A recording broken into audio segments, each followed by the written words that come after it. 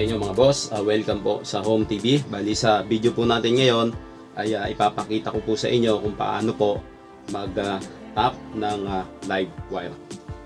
Bali ito mga boss, yung video natin na to ay para po sa mga kaibigan natin na labor, na sibil, mason, saka po yung pintor. Kasi po kadalasan po hindi pa po sila gaanong sanay mag-tap ng live wire pagka nandyan po sila sa site. Kasi po, halimbawa, dumating po sila sa isang site. Ngayon po, magtatayo sila ng barracks. Ngayon po, wala pa pong naka-install na outlet dyan sa kailaw.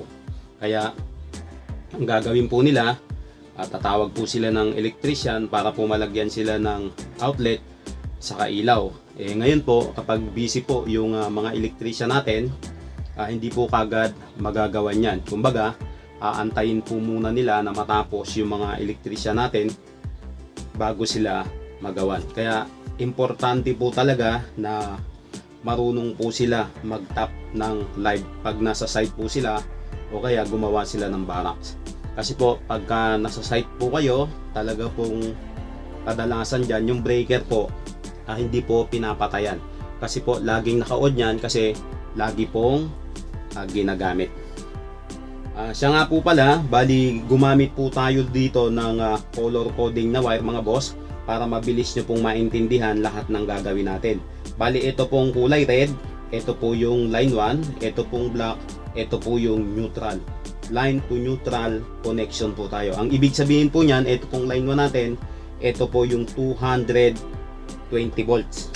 Live po siya mga boss ha, ayan po. Tapos ito pong black, yung neutral, 0 volt po yan. Yan, wala po siya, hindi siya umiilaw. Ito po yung pinaka live natin. Bali ngayon po mga boss, halimbawa po, nandyan po kayo sa site o sa barracks nyo po. Halimbawa po, ito po yung ginawang linya dyan para mag-tap po kayo ng mga gagawin yung ilaw sa outlet. Halimbawa, ito pong outlet na to ay sa unang barracks. Siyempre, ginagamit po nila yan. Tapos ito naman po yung pangalawa, hindi nyo po pwedeng gamitin yan. Kaya ang mangyayari po dyan, kailangan nyo pong mag-tap dito ng wire para po magkaroon kayo ng outlet sa kailaw. Yan po yung gagawin natin ngayon. Bali, ang una natin gagawin mga boss, yung outlet po. Halimbawa, kailangan nyo po ng saksakan. Siyempre, pag nasa loob kayo ng barracks nyo, magluluto po kayo dyan. Kadalasang dinadala po ng mga kaibigan nating labor sa kamason, pintor, yung rice cooker. Kaya kailangan po nila ng outlet dyan. Ito po yan, yung tugang outlet. Kailangan nyo po to. Kung wala po kayo nito mga boss, manghiram po kayo dyan sa bodega, sa mga site. Kaya sa mga kaibigan nating electrician, meron sila nyan. Tapos po, kailangan nyo po ng dalawang wire. Bali ngayon mga boss, ang una natin gagawin, ito po yung pinakatugang outlet natin. Ipapasok po natin tong wire dito sa terminal ng outlet natin. Bali ito po, balatan nyo po to. Ayan, balatan na po natin para makita nyo na po. Pag nagbabalat po kayo dito mga boss, huwag po masyadong mahaba. Ayan, kailangan sakto lang po na papasok dito sa terminal ng outlet natin. Ganyan po. Ito pong kulay red mga boss, ito po yung pinaka line 1 natin. Ngayon po, dito nyo po ipapasok yan. Yung neutral naman po, itong black, dito po. Tapos magja-jumper po kayo, yung line 1, tapatan nyo lang po, mag-jumper kayo papunta dito sa pangalawang outlet natin para magkaroon po ng supply to. Ganun din po dito sa neutral. Tapatan nyo lang po, mag-jumper kayo papunta dito sa pangalawang outlet natin. Ngayon po, ilagay ko na po ito. Pasok ko na po dito. Ito po yung line 1 mga boss ha. Pagka pinasok nyo na po dito sa terminal, batakin nyo po. Pag sumasabit na, ang ibig sabihin po niya, nakalak na po yan. Saka dapat ganito mga boss, yung hindi nakalabas yung copper ng wire. Kasi siyempre, pag nasa site po tayo o kaya nasa barracks, marami pong bakal dyan. Ngayon, yung pagkakabalat nyo po, mahaba, may tendency pong dumikit sa bakal yan. Puputok po yan. Kaya kailangan ganito mga boss. Ngayon po, kung makakahiram kayo ng utility box dyan sa mga tropa nating electrician, mas maganda po para safety po to. Pero siyempre pag wala naman po, ganito lang po talaga yung mangyayari. Basta tamang balat lang po yung walang nakalabas na kapit. Ngayon po, ito naman yung neutral, dito po yan. Ilalagay nyo. Pwede rin po dito. Pwede nyo rin po ipasok yan kasi isa lang po yan. Wag lang po dito ha. Yan. Pwedeng dito po, sa butas na to, pwedeng dito. O, dito ko na lang po ilagay. Ito po yung neutral natin. Pasok ko na po. Atak. Okay na po. Bali, ganyan ang setup niya mga boss ha. Kapag naipasok nyo na yung wire dito sa tugang outlet natin. Yan, ganyan po. Ngayon po, ang susunod na gagawin natin, bali ito po, itatap na natin dito sa live wire natin. Ngayon mga boss, pag magtatap na po kayo dyan, siyempre pag bago po kayo, medyo kakabahan po kayo dyan. Hindi po kagaya namin na sanay na sa kuryente kahit walang gloves. Ngayon po, ang maganda pong gawin nyo, gumamit po kayo ng rubber na gloves. Kasi po dyan sa site, meron naman pong binibigay dyan na gloves, yung kulay orange po, rubber po yun. Kaya pwede nyo pong gamitin yun. Ganito po ang gagawin nyo mga boss ha. Para safety po kayo kapag nagtatap po kayo ng live wire. Yan, gagamit po kayo nito. Yan, basta dito mga boss, panoorin nyo lang po yung ginagawa natin. Sinisigurado ko po hindi kayo magsisisi. Ang gusto ko po, matuto po kayo na mag-tap ng live wire. Kasi sa site, importante po yan mga boss ha. Ngayon po, unahin po natin tong line 1 mga boss ha. Ayan, balatan na po natin. Sakto lang yung haba mga boss na pagbabalat nyo. Ngayon po, kailangan nyo po ng splicing knife dito mga boss ha. Yung ganito po. Ngayon pag wala po kayo nito, pwede naman po yung plies. Basta make sure po na mababalatan nyo tong wire natin. Okay na po yan. Tapos maitatap nyo po ng maayos dito. Okay na po yan. Ayan po. Balatan na po natin. Para makita nyo na po. Ganito lang po ang gagawin nyo mga boss ha. Basta ingat lang mga boss, kahit mabagal yung pagkakatap nyo, basta importante safety po kayo. Hindi naman po kailangan dito yung pabilisan. Ang kailangan po dito yung safety po kayo. Ayan, ganyan po.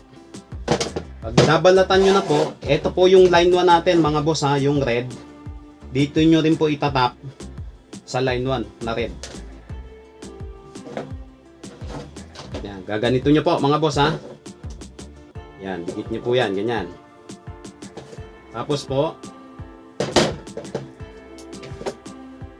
ganito nyo po, iikot nyo po mga boss ha.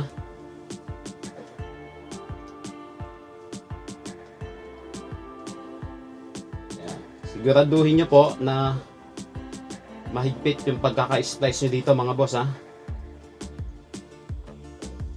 Yan, ganyan po ang gagawin nyo. Kunin nyo po sa ilalim. Tapos ikot nyo po ulit. Yan, ganyan po. Tapos higpitan nyo mga boss ha. Yan. Ang kagandahan ng naka-gloves mga boss, kahit madikit po yung kamay nyo sa plies, hindi po kayo magugulat. Kasi po, pag bago po kayo sa kuryente, medyo pag nadikit po kayo dyan, magugulat po kayo. Maihagis nyo po yung plies nyo. Yan. Pag okay na po mga boss, ganito, lagyan nyo na po ng electrical tape.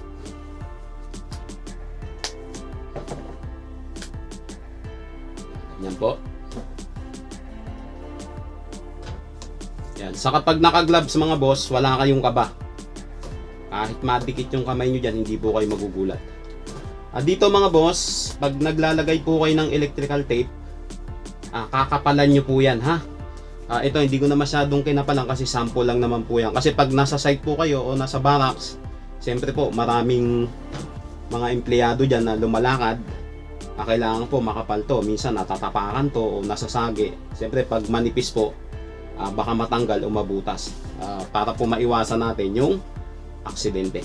Ngayon po, dito naman po tayo sa neutral. Ito pong neutral na kulay black. Dito nyo naman po itatap yan sa neutral natin. Balatan na po natin. Kung ano po yung ginawa nyo sa line 1, ganun din po ang gagawin nyo dito sa neutral. Saka nga pala mga boss, ba, nagbalat po kayo dito, itap nyo po kagad. Huwag nyo pong pababayan, nagbalat kayo tapos magbabalat kayo dito. Kasi po baka pag nagbalat po kayo, dumikit po yung eto dito sa neutral, automatic po yan, puputok yan. Kailangan ganito po yung ginawa natin. Pagkabalat nyo, itap nyo po kagad, ha?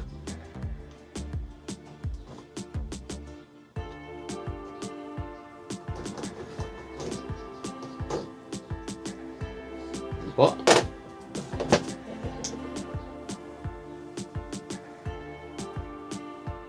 Ayan. Okay na po. Ngayon po, ito naman po. Balatan na po natin. Saktong balat lang mga boss. Ayan. Ngayon po. Ganun po ulit ang gagawin nyo mga boss, ha. Ayan. Itikit nyo po ulit. Yan, ganyan.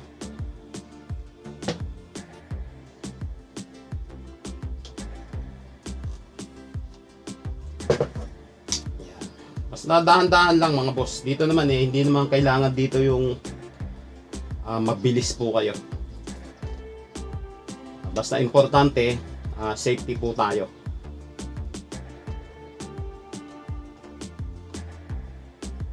Ayan, okay na po. Okay na po. Lagyan nyo na po ng electrical tape.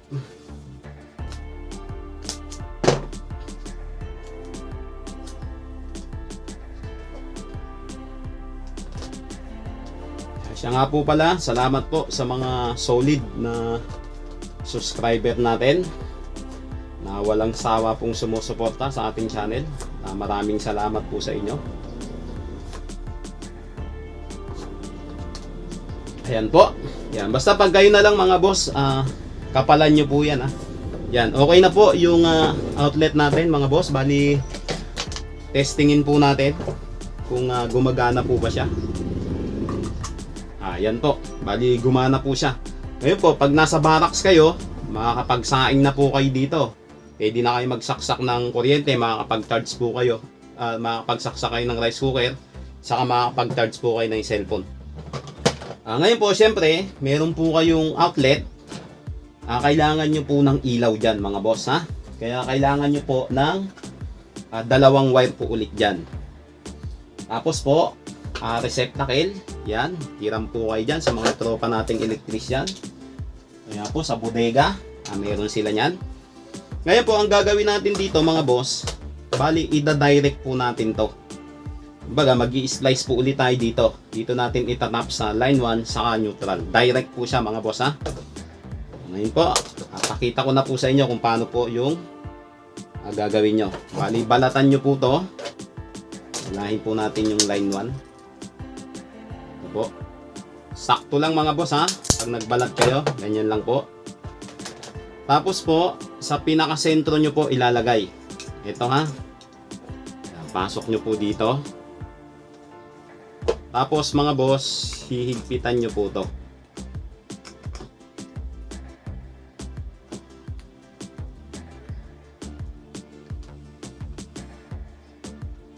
Ayan, ganyan po. Tapos po, ito naman po yung neutral natin.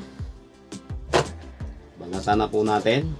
Ganun din po, saktong balat lang mga boss, ha. Huwag masyadong mahaba.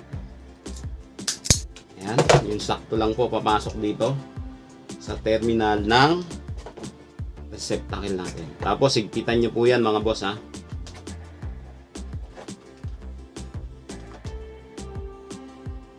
Ayan, ganyan po.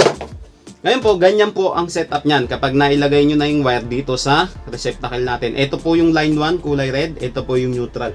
Ngayon po, kung makakahiram kayo ng ganito po, junction box, mas maganda mga boss. Kasi ganito po, ipapasok nyo po dito yan.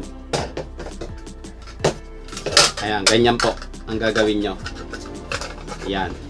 Kung makakahiram po kayo nung ganito po, yung junction box sa mga tropa nating electrician para mas safety kasi hindi naka-open to, kumbaga nakasarado. Kung makakahiram po kayo, mas maganda lagyan nyo po ng ganda. Pero kung wala, okay naman po to, basta isabit nyo lang po dun sa walang bakal na tatamaan yung ito po kasi naka-open po yan mga boss, ha. O, yan po. Tapos po, bali itatap po natin dito yan sa line 1. Ito pong red, itong black dito naman sa neutral. Direct po siya mga boss ha. Unahin po natin tong line 1. Balatan na po natin.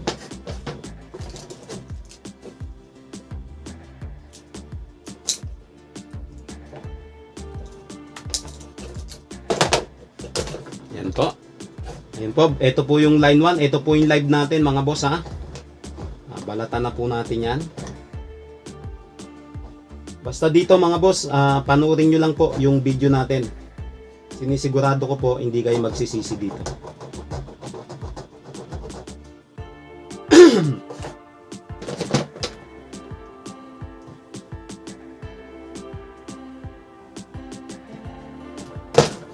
Ayan po.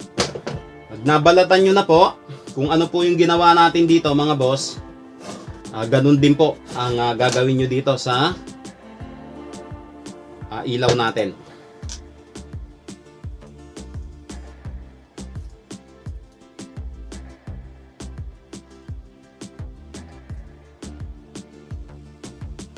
Ito po. Kunin nyo po dito sa ilalim. Ikot nyo po. Hihigpitan nyo rin mga boss ha. Para po hindi nagkakaroon ng loose connection.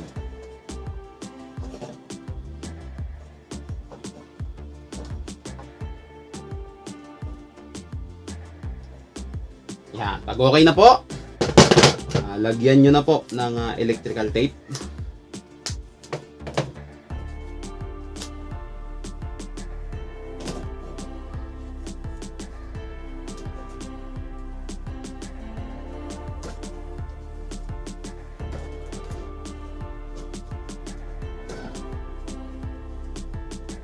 Ayan po. Yan, bali na ikabit na po natin yung line 1 mga boss.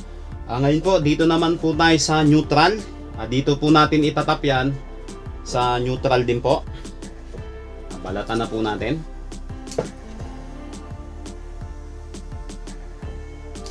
Yan, saktong haba lang mga boss ha. Ayan po, ito po yung neutral natin. Balatan na rin po natin. Basta dito mga boss, pag meron po kayong hindi naintindihan, comment nyo lang po yan, sasagutin po natin lahat yan ha.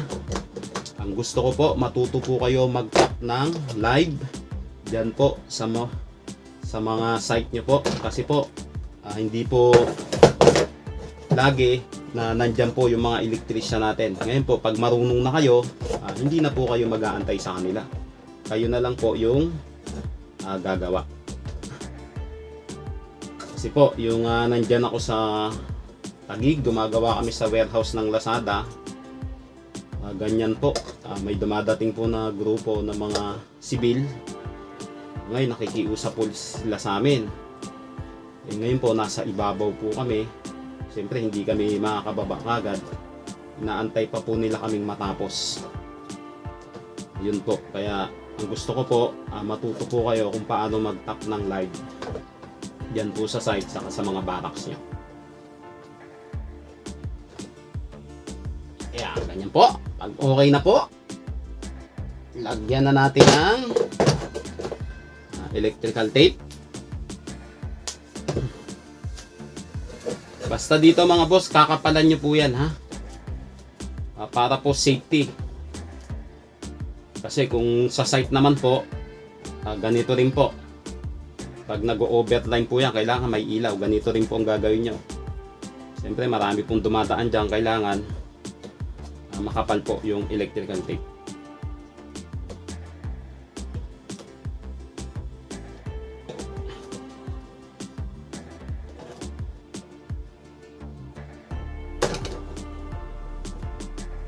Ayan po. Bali ganyan mga boss ha. Pag okay na po mga boss, lagyan na po natin ng bumbilya. Testingin po natin mga boss ha. Kung gumagana po siya. Ayan, gumana po siya mga boss. Basta ganyan lang mga boss. Kung gagawa kayo ng outlet, hanapin nyo po yung linya na ginawa nila dyan sa site nyo. Tapos po, magtatap lang po kayo ng line 1 saka neutral. Kung line to neutral connection po ang linya dyan. Ngayon, kung line to line naman po, line 1 saka line 2 naman po. Basta ganito po, kung ano po yung ginawa natin, sundan nyo lang po yan. Sinisigurado ko po sa inyo, hindi kayo malilitaw. Basta yung line 1 sa line 1, yung neutral sa neutral. Ganun po. Wag po yung line 1, tapos yung neutral ilalagay nyo rin sa line 1. Mali po yan. Puputok po yan. Ngayon po, halimbawa, nandyan po kayo sa barracks nyo, siyempre, umaga na po. Papatayin nyo na po yung ilaw nyo. Eto, luwagan nyo lang po. Yan, luwagan nyo lang po yan ng ganyan, mga boss, ha? O, ngayon, kung gabi na gagamitin nyo, pwede nyo naman ibalik ulit. Ngayon po, halimbawa, nakahiram po kayo ng switch ganito. Tapos gusto nyo pong lagyan ng switch yan, pwede naman po yun, mga boss, ha? So, ngayon, pakita ko po sa inyo kung paano po yung gagawin nyo. Halimbawa po, ito yung switch nyo, 1 gang switch po ito, mga boss, ha? Yan, tanggalin po natin yung bumbilya muna. Yan. Bali, ito po, dito mga boss, ang gagawin nyo po dyan, itong line 1, tatanggalin nyo po dito yan. Kumbaga, ilalagay nyo po dito sa switch. Pakita ko po sa inyo, mga boss, ha, kung paano nyo po gagawin. Yan, luwangan nyo lang po to. Yan, kunin nyo po yung line 1, mga boss. Ito po yung line 1.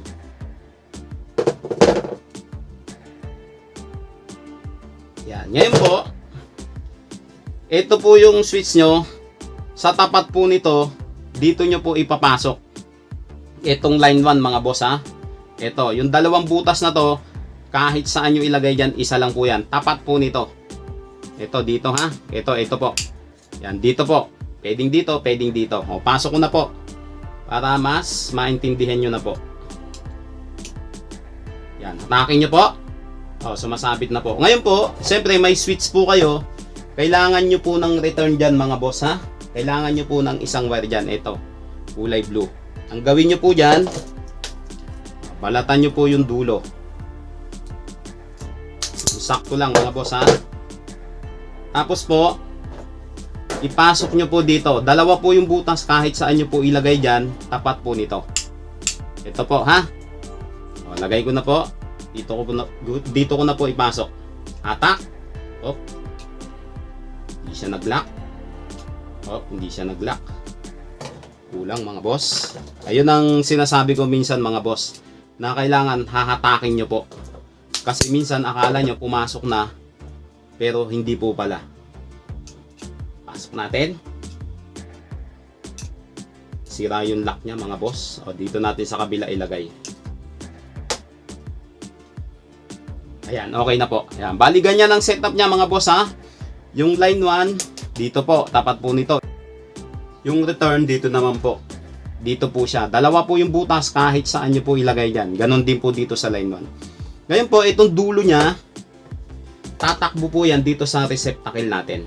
Balatan na po natin para makita nyo po. Ngayon po, pasok nyo po dito yan, mga boss. Dito nyo po ipapasok yan. Ayan. Bitan nyo po.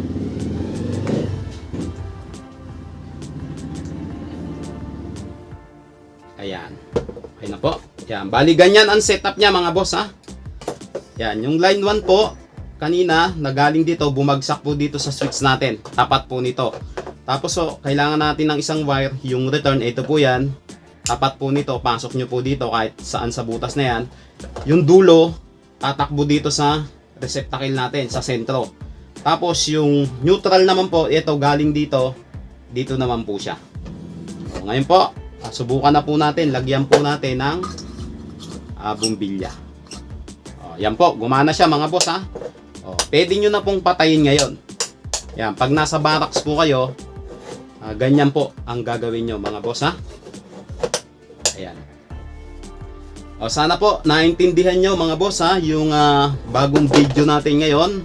Ang gusto ko po, matuto po kayo, lalong-lalo na po dyan sa mga labor natin, sa mason, sa pintor. Kasi po, nung gumagawa ako dito sa Taguig, sa warehouse ng Lazada, marami po akong nakasama na mga labor, mason, saka pintor na hindi po sila sanay mag-taps ng live wire. Natatakot po sila. Kaya tinatawag po nila kami. Ngayon po, busy kami kasi ano po yun, kontrata, mabilisan po. Ngayon, hindi po kami kagad nakakababa kasi busy po kami, nasa ibabaw po. Nag-aantay pa po sila. Kaya gumawa po ako ng video ngayon para sa inyo po to. Gusto ko po matuto po kayo sa pagtatap ng live pag nasa site po kayo. Kasi pag nasa site po kayo, yung breaker po dyan, hindi po talaga pinapatay. Lagi pong naka-on yan. Kaya pag nagtatap po kayo dyan, live po talaga. Para sa inyo po ang video na to mga boss. Maraming salamat po. Hanggang dito na lang mga boss. Sana po ay nagustuhan nyo yung bagong video natin. At kung nagustuhan nyo po, huwag nyo pong kalimutang i-like. And i-subscribe nyo na rin po para updated po kayo sa lahat ng video na ina-upload ko. Maraming salamat mga boss. Lagyan na po natin ng takip to mga boss ha. Nakakalimutan po.